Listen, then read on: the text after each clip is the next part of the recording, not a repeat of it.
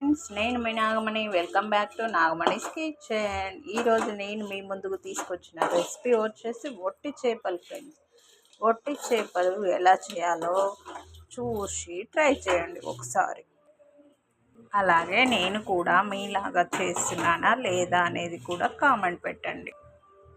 మంచిగా సిమ్లో పెట్టి దూరగా నిదానంగా వేయించుకోవాలండి. బాగా ఫుల్ మంట పెట్టి బాగా బగబగా మండించి మాడబెడితే టేస్ట్ ఉండవండి. సిమ్లో పెట్టి లైట్గా వేగనట్టుగా వేగితేనే టేస్ట్ బాగుంటుంది.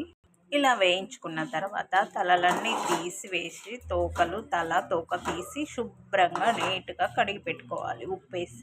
ఈలోగా నేను 5-6 టమాటాలు, 4-5 ఆనియన్స్, ఒక 3-2 పచ్చిమిర్చి కట్ చేసి పెట్టుకున్నానండి. తర్వాత స్టవ్ ముట్టించి కళాయి పెట్టుకొని ఒక 5-6 పావుల ఆయిల్ వేసి, ఆయిల్ వేడెక్కాక ఒక 1/2 టీ స్పూన్ మెంతులు, ఈలోగా మనం 1 స్పూన్ జీలకర్ర, 1/2 స్పూన్ మెంతులు, ఒక చిన్న ఇలాచి, ఒక చిన్న చెక్క, దాల్చిన చెక్క కొంచెం దూరగా వేయించుకోవాలండి. 1 స్పూన్ జీలకర్ర, కట్ చేసి పెట్టుకున్న పచ్చిమిర్చి వేసుకున్నాక ఆనియన్ ముక్కలు, ఆనియన్స్ తొందరగా ఫ్రై అవ్వడానికి కాసింత ఉప్పు, 1 స్పూన్ పసుపు. ఈ ఒట్టి చేపల్లో ఏంటంటే అండి, పసుపు కొంచెం ఎక్కువగా వేసుకుంటే కౌసు స్మెల్, నీచు వాసన అనేది ఉండదండి. కొంచెం ఇంగువ, ఆనియన్స్ మంచిగా గోల్డెన్ కలర్ వచ్చే వరకు వేయించుకోవాలండి. కొంచెం కొత్తిమీర, కొంచెం పుదీనా వేసుకోవాలండి. పొట్టి చేపలు ఇలా తలలు, తోకలు శుభ్రంగా తీసేసి నీట్గా కడుక్కోవాలి. వేడి వాటర్ వేసి ఉప్పు వేసి నీట్గా కడిగి పెట్టుకోవాలి.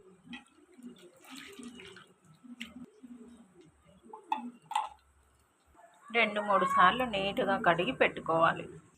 ఒక చిన్న బిర్యానీ ఆకు కూడా వేస్తున్నానండి నేను. చూడండి, ఇలా గోల్డెన్ కలర్ వచ్చే వరకు వేంపుకోవాలి. వేంపిన తర్వాత ఈ ఒట్టి చేపలు ఇందులో వేసి మంచిగా నీట్గా ఫ్రై చేయాలి.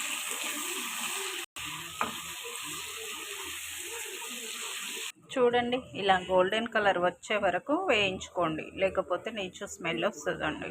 తర్వాత టమాటా ముక్కలు వేసుకోవాలండి.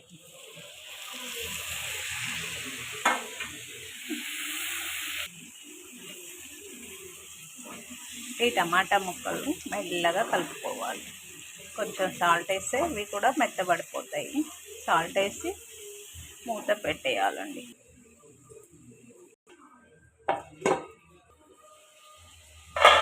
చూడండి, ఇలా మెత్తబడిపోయినప్పుడు మంచిగా ఇలా నీట్గా కలుపుకోవాలి. మెల్లగా కలపాలండి, చేప విరగకుండా. ఇందులో ఉన్న వాటర్ అంతా పోయి ఆయిల్ పైకి వచ్చే వరకు కలుపుకొని తర్వాత అల్లం పేస్ట్ వేద్దామండి. అల్లం వెల్లుల్లి పేస్ట్ 1 స్పూను. ఇలా మంచిగా మగ్గిపోయిన తర్వాత నీట్గా కలుపుకోవాలి. వీక్లీ 1 టైం అయితే తినేలాగా చూసుకోండి. మేమైతే 1 or 2 టైం తింటాము. మీరు కూడా తింటే దీంట్లో చాలా ప్రోటీన్, చాలా బెనిఫిట్స్ ఉంటాయండి. ఒమేగా 3 ఫ్యాటీ చాలా హార్ట్కు చాలా మంచిదండి. అలాగే ఈ కర్రీ ఎలా ఉందో మీరు కూడా నాలాగా ట్రై చేసి, ఇందాక జీరా పౌడరు, ఇలాచి వేయించి పెట్టుకున్నాం కదండి, అది ఫైన్ పౌడర్ చేసుకొని అది కూడా వేసుకోవాలండి. ఫైనల్గా కారం అండి, మీ రుచికి తగినంత వేసుకోండి. చివర్లో ఒక 1/2 గ్లాస్ వాటర్ వేసి కొంచెం ఉడికించుకోవాలండి. ఇప్పుడు మూత తీసి చూద్దామండి. ఆయిల్ అంతా ఇలా పైకి జ్యూసీగా వస్తే చాలా బాగుంటుందండి.